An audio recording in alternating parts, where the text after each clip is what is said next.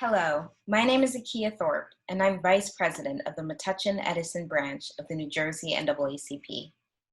I'd like to introduce Shantel Hubert's presentation of The Intersection Between the Veiled and the Masked, a tribute to Langston Hughes. The audience has already watched the program and is now holding a post-film Q&A with Shantel about her project. Enjoy. So to help people understand that it's not only them that have the feeling. So I always turn it around, and when we say, what can you do about it? Yeah, let's do something about it, because saying what can you do about it and leaving it up to them to figure it out sometimes is not. They just give up, because they've been hearing it for so long. And you're absolutely right. I see that the school is doing great work with diversity and inclusion, in that we are focusing on biases and how do we recognize the biases that we have. So if we're not willing to discuss this with each other, with a diverse group, and talk with each other, how are we ever going to recognize exactly what it is that you're saying? That we're saying something that may be considered offensive, or we're saying something that may be considered insensitive. So there's a lot of work to do. And, my generation, for example, went through a different type of education system. Your generations, wherever, you went to school, or whatever year you went to school, that was a different educational system. But what I'm seeing now is that effort to really confront these issues and discuss these issues and do the hard work in talking about how do we move beyond this. You come across as such a loving teacher, and students will feel that, and they will respond to that. I love Langston Hughes, and it was so interesting to me because I'm familiar with the poems that you did, and you did them in a way that was, when you were singing them, it was different than how I had read them. Like I Too, the poem I Too. When I've read it, I've read it, as sort of Langston Hughes saying, I'm here too. Look at me. But your presentation was a much lighter one, and it was sort of like, and that was the way you presented it, and say, hey, here I am, and you can, and look at me, but you did it in a much, more, I felt in a much lighter kind of way. So it was like so interesting to me. I really valued how you did it. So that was just one thing I wanted to say. So thank you for that. But I also wanted to ask you, because I need to understand what you mean when you say the intersection of the veiled and the mask. I don't understand that. Thank you for asking. And thank you for sharing that. And this is the reason why I believe interpretation is so important, point of view, perspective, right. Understanding the work for yourself. Because if you read a work once, okay, you read it. You read a work twice, you find you watch a work, you hear a work, but it's not until you actually commit that work to memory that it can actually live within you. And that's what was happening to me when I mentioned earlier that I did find this process healing, because I actually started to live with the works. That's what I meant. So when you hear, I am the darker sister, they send me to eat in the kitchen when company comes. You hear that lightness because I've done the healing work to not let it sound like a tone of anger, a tone of frustration, a tone of, someone who's bitter because, I too am America, but I'm not being treated as if I'm an American. It's me letting go and sharing my adaptation of one who has let go but one who still recognizes that there's still an issue here. Langston Hughes, out of the many writers of the Harlem Renaissance, was one of the only writer who shared that, you know, we need to show our true face. W.E.B. Du Bois, he's known for sharing the idea of wearing the veil. We hide behind the veil. At that time, the veil was considered that color line. You hide behind the veil because you're expected to act one way socially, but you know, you are to act that way because there are laws and systems in place that don't allow you to be who you are in this society. However, when you are in your own home, amongst your people, within your culture, you can act a different way and feel the freedom of being who you are per se. So he spoke, W.E.B. Du Bois, of the veil. Paul Laurence Dunbar, he said, we wear the mask, and that mask that we wear, it hides so much. But here you have Langston Hughes saying, no, I'm gonna debunk that.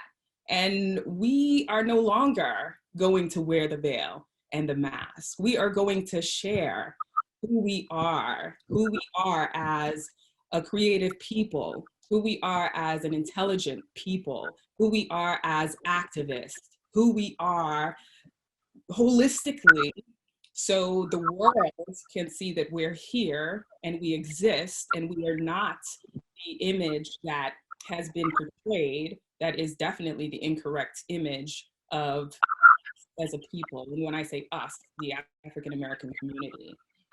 So I embrace it, and I wear the mask in my performances or wherever I go and I interview, because I want to remember that.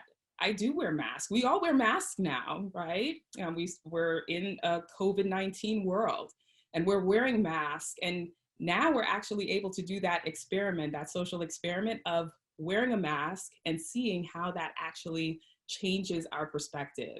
You wear a mask and I'm looking at my students, who is that? I don't know, who are you? And it takes me a while to adjust until I get to the point of saying, oh, there you are.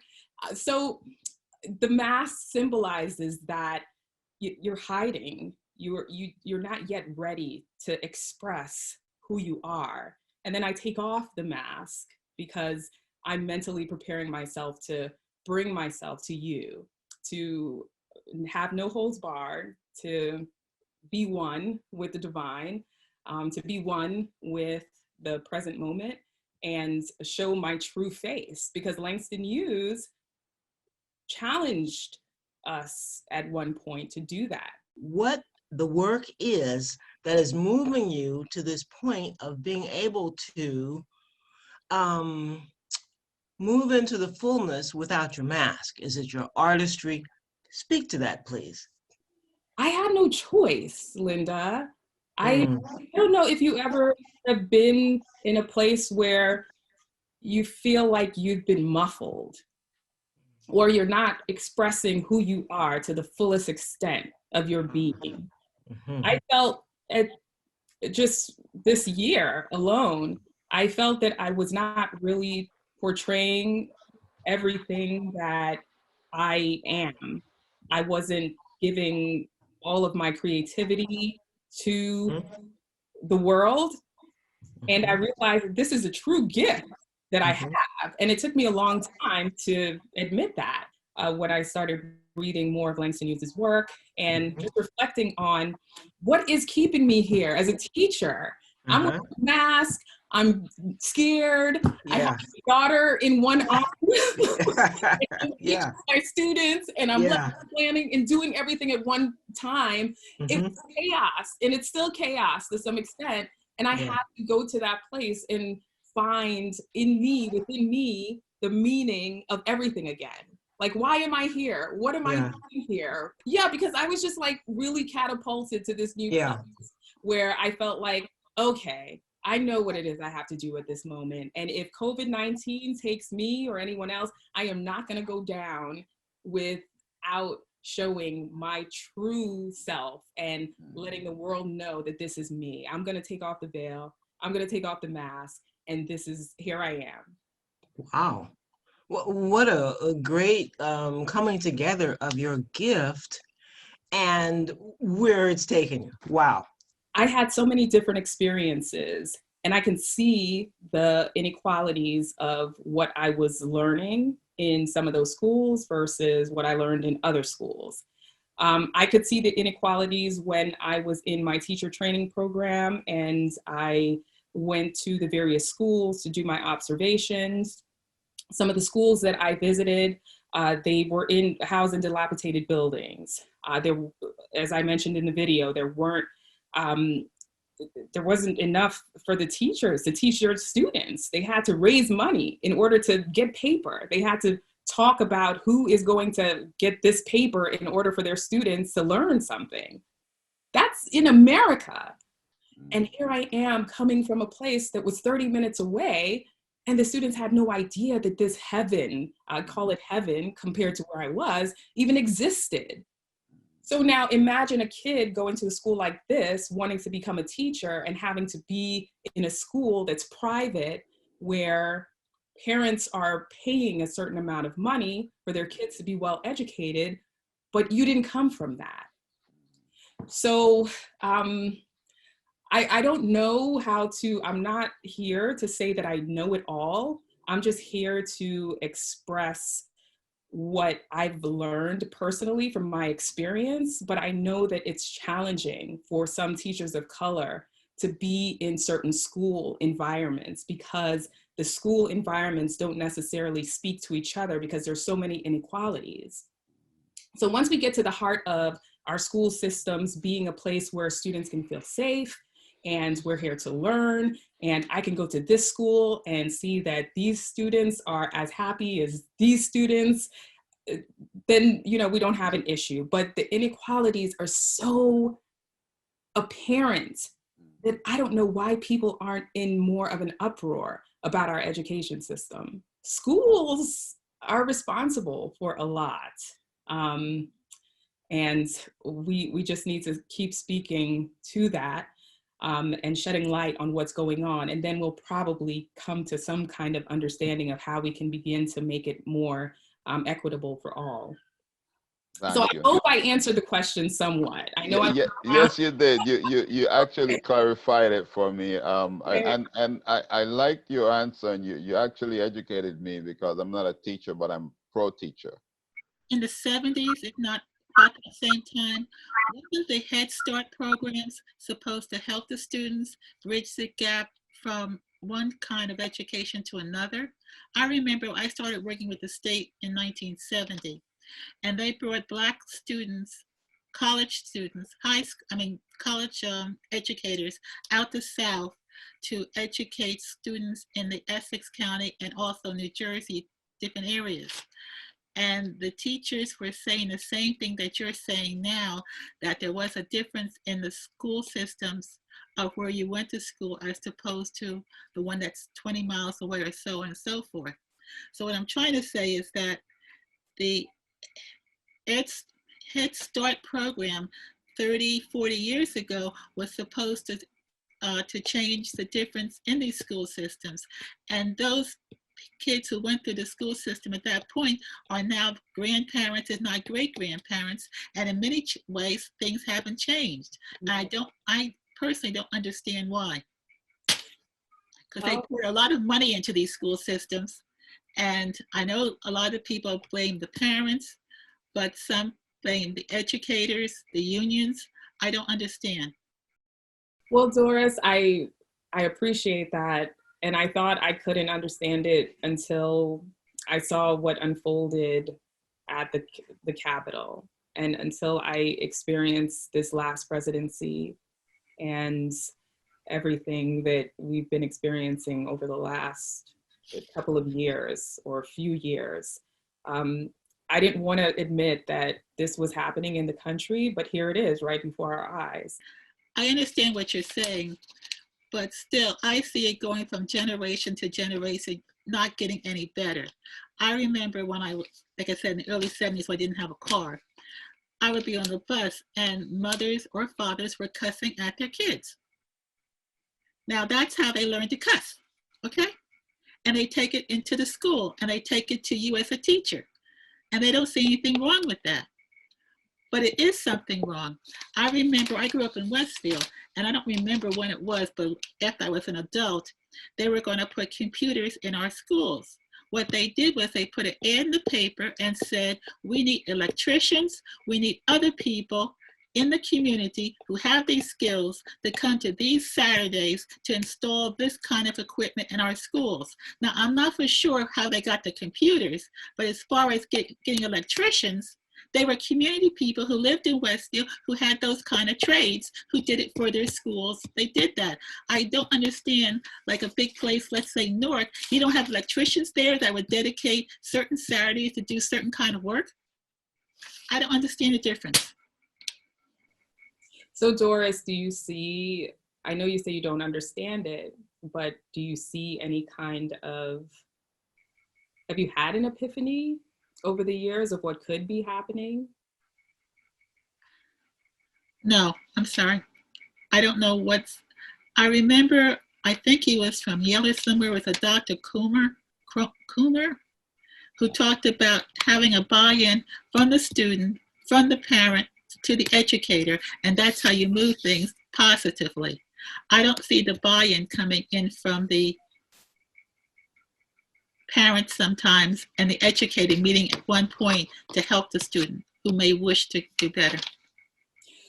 Well, here you go again, another divide. If you have a parent, for example, who has been abused, and a parent who has come from a system where education wasn't valued, to expect that parent to pass on to their child something totally different is asking a lot. So there's a lot of work to be done with even generations that didn't have a good experience in order for them to understand how to help their kids navigate the school system. How do you get a teacher to stay in the school system or to go to that school system, as well as changing or adjusting the attitude of the parent? I wish I knew. Wish I knew. And like I said, this was happening in the 70s. Now we're in 2021. I don't see the difference really sometimes. Yes, I wish I knew, but we all come from different backgrounds, and going back to that discussion about reflecting on our biases and what we're coming in believing and the experiences that we're coming in with, that has to be something shared with the parents as well. I think parents should go through an educational program so they can be taught what the system is about and what they should be doing to support their children. And we should quite possibly have an education system where parents can learn with their students, and they're taught how to learn that. So if you had a generation that was in a school where they had to be bused, or they were treated unfairly in their classes, or you had educators who discouraged them, so they lost their hope in the education system, maybe retrain those parents about what they can do to look at the system a little bit differently, because all students go through that system. Because kids, as we know, they depend on having models. So if you have those parents who don't understand that, we need to embrace the fact that they don't understand. They need to first embrace the fact that they don't understand. And we need to have systems in place to help them so that they could help these students see school as something valuable. That's the key, helping the parents help the kids along with the teachers, and that's not an easy task. No, it's not. No, it's not. Thank you so much for being here and for staying so much over time to speak with us.